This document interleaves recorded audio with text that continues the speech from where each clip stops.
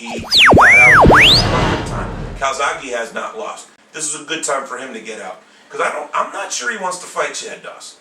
I'm not sure Chad Dawson is a good fighter. I think that would be the only fight that would be left for him. He's been talking about retiring for a while, and I think that might be the road he's taking. Let this be a going away party. Joe, I will gladly shake your hand in Canastota. I've been a fan of yours since before your Jeff Lacey coming out party, but that's when you really made me a superstar with the picks. That's when you really helped me out and gave me some credence because I picked you when lots of people weren't. And when you look at Jones, you think the guy for him, the obvious choice would be Hopkins. Yeah, it would have been a little nicer if he had won. If he'd have won, and obviously, and that fight would have been worth a little bit more money. It would have been a little bit nicer if Hopkins and Jones both won, but now they both lost, but they're going to fight. They're going to win. They're going to be the winner of the losers bracket. I don't know. But, very, very nice. Congratulations to Roy Jones for sticking it out with him for 12 rounds. That's something that no one's talking about. And building his way back up after everybody counted him out, said his career was over. He built his way back up to another super fight. And pumped out 5 fights in the middle of that. Well done. Well done. We will always love you, Roy, and we will never forget the fact that Bolo Punch Boxing Hour, back when it was called In the Gym Boxing Notes 7 years ago, was actually for a few weeks called the Roy Jones Show. Welterweight action, Zab Judah wins a 10-round unanimous decision over Ernest Johnson, 99-91 and 98-92 on 2 of the scorecards. 37-6 with 25 knockouts for Judah. Johnson moving on down to 18-3-1 with 7 wins by knockout. Yeah, if you heard those scores, that's what this fight looked like as well. I mean, Judah just basically earned it. Outclassed. Yeah, he outclassed this guy easily. Brooklyn was in the house, big time. And it looked like the Judah of old, but it was not quite the class that Judah's been fighting lately. No, but he was able to show his wares. He was able to show what he's made of. Brooklyn, like I said, was in the house big time. And I think the big thing about this is he moved down to junior welterweight. He did move down, and on top of that, he needed some stitches, and he had to go to the emergency room right afterwards. So he wasn't there for the post-fight press conference, which a lot of people wanted to hear from him. So he gave some quotes over the phone. I'm going to be calling him during this week, actually, try to get some just check on him, make sure he's okay. Junior welterweight action. Frankie Figueroa wins an 8th round split decision, very disputed split decision, I might say, against the Drunken Master Emmanuel Augustus, who we had on 2 weeks ago. 77-75 twice for Figueroa and 77-75 once for Augustus. His record, I'm not even going to read it because it doesn't matter at all. Figueroa 20-2 with 13 knockouts. Augustus has 38 wins. That's all you need to know. Yeah, he actually trained a little bit more for this, but he said that he wasn't going to take short notice fights, and he actually did take another short notice fight in this one. But Augustus looked better than Figueroa in this, in my opinion. I thought he did win this. I was with the one judge that had it 77-75 in his favor. But it was a very close fight, and there were a couple rounds that were pretty close that I could have seen going the other way. He did his juking and jiving for a while, too. Yeah, he did. He did it well, and he was landing during that. And if you didn't get to see this fight, it's actually on YouTube, and it's on our YouTube page as well. Well, there you go. I didn't even see that. I mean, I looked it up. It's on the favorites down on the bottom there, but I didn't download it, but somebody else did. Well, I learned my lesson about that. You get kicked off of YouTube that way. Oh, really? Yeah, if you download fights that other promoters don't want you to have on there, you can get kicked off. I actually loaded one up of Roy Jones when he was on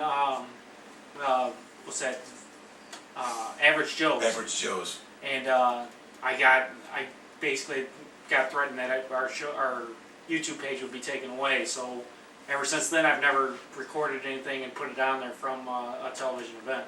Okay. Well, that used to be the business you were in. I learned my lesson very quickly. Yeah, that's cool. Super middleweight action. Daniel Jacobs wins a TKO victory over Jimmy Campbell, Indianapolis. Superstar. As big a star as you can be in the city of Indianapolis. 12-0, still undefeated for Jacobs. 11 of his 12 wins are knockouts. That's pretty damn impressive. Against Jimmy Campbell, 11-3 with 2 knockouts. Who has one of the most gorgeous wives that you could ask for. Who's also his promoter. And still a promoter in the Indianapolis area and Evansville as well. Oh, well, we love her. We love her. She's always taken excellent care of us. Heavyweight action, Dominic Gwynn wins an 8th round unanimous decision over Gabe Brown. Dominic Gwynn has never really panned out to what everybody thought he was going to be, but he does pull this one off. Yes. Dan Raphael was definitely not pleased with that fight at all. Here's a big one. Saturday night in Bamberg, Germany, middleweight action. Arthur Abraham, TKO in the 6th over Raul Marquez. Retains his middleweight championship of the world. Still undefeated, 28-0 with 23 KOs. Marquez moving on down to 41-4-1 with 29 knockouts. Good Lord. Did anyone think Raul Marquez was getting knocked out in only 4 rounds? No. Arthur Abraham means business. He truly was sick the first time they were supposed to fight. He had like flu-like symptoms. They were supposed to fight in late September, I believe, or early October probably, against Marquez, and the fight had to get moved back a few weeks. And wow. Yeah, October 4th, that's when the fight was supposed to happen. Yeah, Abraham's always looked pretty good. Oh, jeez. I really got turned on him ever since Miranda and him fought, and he's the likely candidate for Kelly Pavlik to fight. I mean, very possible. They want a unified belts. Even though Pavlik he's coming off that loss. It's not that big a deal. He's still a big name. He still's got 2 belts, and Abraham wants to fight him. He wants to unify some belts and become the Ring Magazine champ. As rightfully he should. Well said. Well said.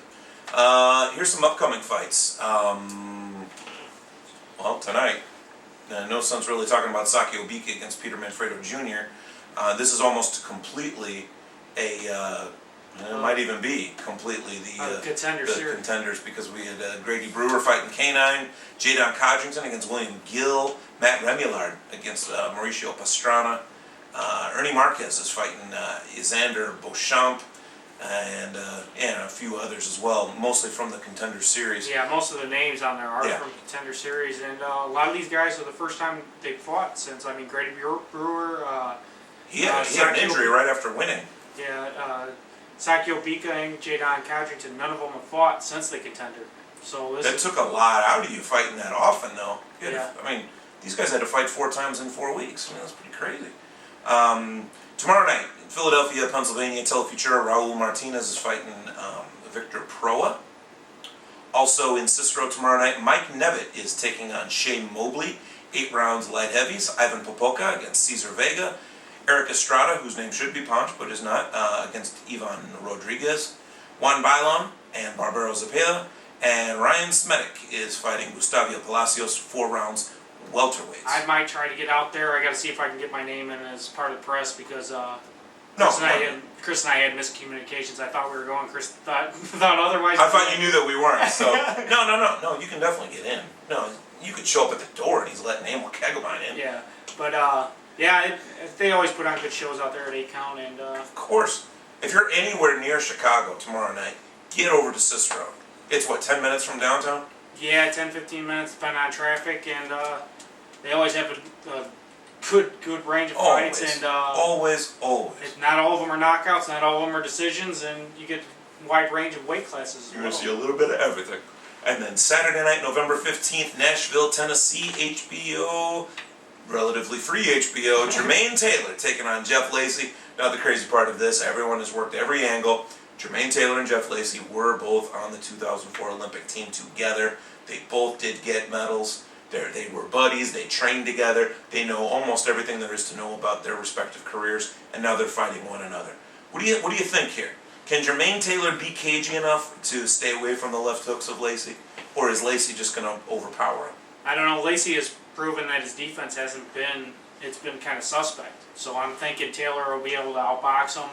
The big problem here for Taylor might be moving up to super middleweight and fighting some bigger guys. But I'm going to bet the farm right now. Jermaine Taylor's going to mop the floor up. I think he hits hard enough to move up to super middle, though. Taylor does.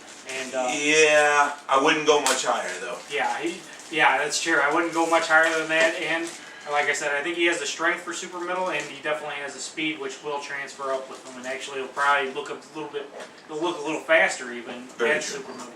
Also on the undercard, awesome undercard by the way. I really got to hand it to these guys. Kermit Cintron fighting Lovemore Endo. Which could be a very tough fight for Cintron. Lovemore Endo's a bad man. Yeah, there's a nice photo in Ring Magazine of Endo nailing Paulie Malignaggi. With the Yep. with the dreadlocks. There's multiple photos of that fight, but some with the dreadlocks and some without. Also, Chaz Witherspoon fighting Adam Richards, who's known as the Swamp Donkey. I got the chance to speak with Chaz Witherspoon for a few minutes when he posted his pick on our little message board there on who was going to win against Roy and Calzaghe. Lots of people missed on that one. I mean, we both missed, and I think Chaz also said that. I got it right. You did get it right because you went against me. Yeah, I believe it was That's the 7. safest bet in the world is to go against Chris Kuzman. I'll tell you that right now. Yeah, whatever. I believe it was 7-3 that people chose. 7-4. Yeah. 7-4. Sean George, who beat Chris Bird when Chris Bird inexplicably moved down to light heavy, is going in his last fight. Is fighting Donnell Wiggins. Deontay Wilder is making his pro debut as the only medalist in the 2008 Summer Olympics. Where's that out? What weight class? Deontay, well, he's heavyweight. Is fighting Ethan Cox 4 rounds. So you're definitely going to see your share of Olympic champions. Yeah, I didn't know if Deontay Wilder was going to fight at heavyweight or if he was going to fight at cruiser because he was right around 202, 203. So yeah. So he was within a few pounds. So here coming into his first bout, he might fight heavyweight, and because he was the heavyweight champ in the Olympics, but there's also weight class super heavyweight in the Olympic champs and Olympic in the Olympics. So I don't know if he's quite ready to be a regular heavyweight now. He could slide down and get to that cruiserweight and maybe look pretty good at cruiserweight. And London, England. On Saturday night, David Haye makes his heavyweight debut against Monty Two Guns Barrett. Pretty much a gatekeeper. If you can beat Monty Barrett, you belong in the heavyweight division. Because Monty Barrett is a tough enough dude to make sure that your welcome back to the heavyweight division is not going to be easy. But on the other hand, he is oftentimes beatable. So and this isn't broadcast on HBO or Showtime. It's going to be on some overseas network, and you're going to have to search on the internet like we did last time. God forbid you watch it illegally. The best way for you to probably check it out is go on Yahoo Answers and ask where to watch it. And someone will tell you. Someone will tell you. Let's go ahead and end the show right there. We're going to do without a Golden Leaf fighter you should know tonight. We're going to go ahead and stop the show there because we are well over our time. You have something there on the I just want to thank the people that were on the instant messenger to let us know that we did have a little technical problem through that last interview. We will get that interview up on YouTube as quick as possible so that everybody can go back and check that out. So thanks everybody for letting us know we had a little bit of problem there. I'm sorry to hear that because that was great. Jim Kurtz, the co-manager of Bruce Seldon. Oh, what did it just go? Yeah, we had a little problem. Everything looked good on our end, but somehow Ustream had dropped us for a little bit there. So everything. Oh, that's what the problem was. Yeah. Well, okay. Hey, I'm a technical guy. Everything's always on the other end. It's always. That has nothing to do with us. It's always good on the finger, never the thumb. Always good on our end, man. Because you look like a dork doing that. Well, we had a great show tonight. Jim Kurtz, the co-manager of Bruce Seldon. Of course, we had Lehman Brewster, and the two of them, Bruce Seldon and Lehman Brewster, will be fighting each other on the 29th of this month, 2 nights after Thanksgiving turkey, at the Conseco Fieldhouse in Indianapolis. Also, check out the fights in Cicero, Illinois tomorrow night, just outside Chicago. Plenty of fights. Yeah, those fights on the 29th, you better start getting tickets pretty soon because there's some big names on there, and Conseco Fieldhouse is a big place. Not every seat in that place is a good seat. It's true. It's true. Yeah, that was where we met George Foreman for the first time. We actually walked down the street behind him, Lampley, and Larry Merchant. That was some crazy stuff. That was bizarro.